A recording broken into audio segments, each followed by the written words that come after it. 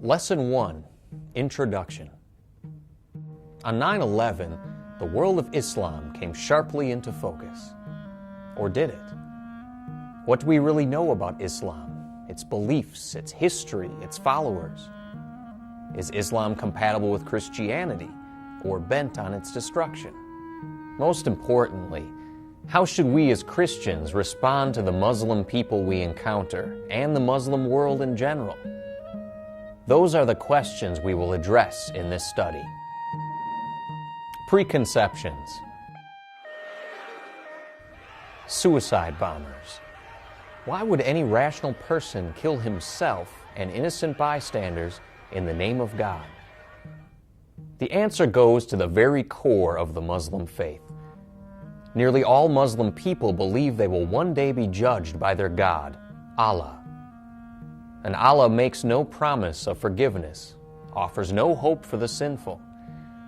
Instead, Allah judges people by their deeds, and that worries many Muslims.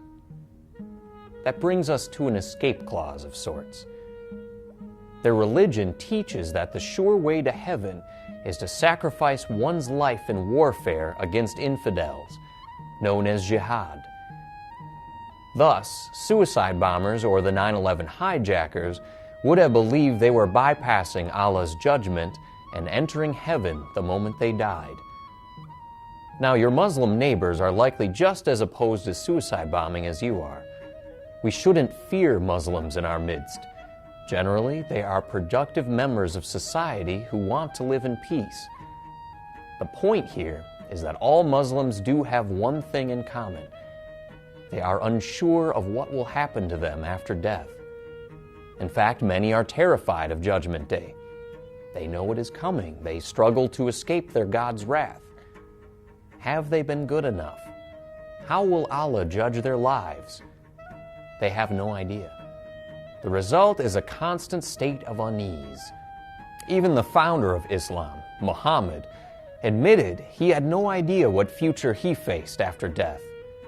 Islam offers no comfort to these worried people, no divine gift that removes the fear of God's punishment, no true hope of life in heaven, no Savior.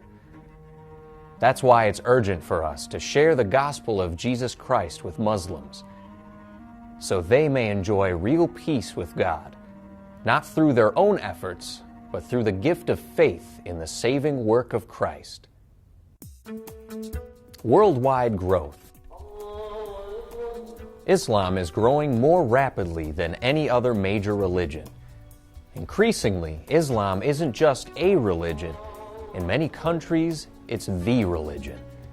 That is, Islam seeks to create nations that are ruled by Islamic law.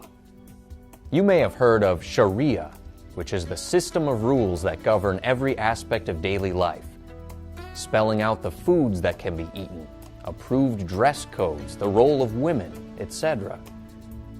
In many countries, Sharia law is the law. There is no secular government as we know it. Instead, Islam rules, and Muslim leaders are the government. Today, Islamic nations include Indonesia, Iran, Saudi Arabia, and many others in the Middle East and North Africa. And Islam's influence is on the rise. It is the second largest religion in Europe and soon will rank second in North America. That's partly because Muslims tend to have large families. Another factor is oil revenue, which is used to build mosques and provide economic aid to lower-income Muslims. Historical background.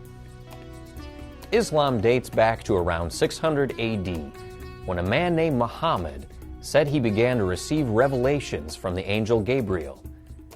The result of these revelations is the Quran, Islam's holy book. But Muslims believe their faith predates Muhammad and actually extends back to a much earlier time.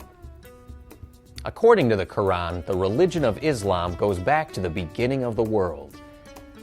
While Islam claims to accept the Old Testament, it puts a very different spin on nearly every Bible story. This radical difference is especially clear in the story of Abraham and his sons Isaac and Ishmael, which really gets to the foundation of the two faiths. By contrasting what the Bible and the Quran say about these figures, we can begin to understand the roots of the two largest world religions.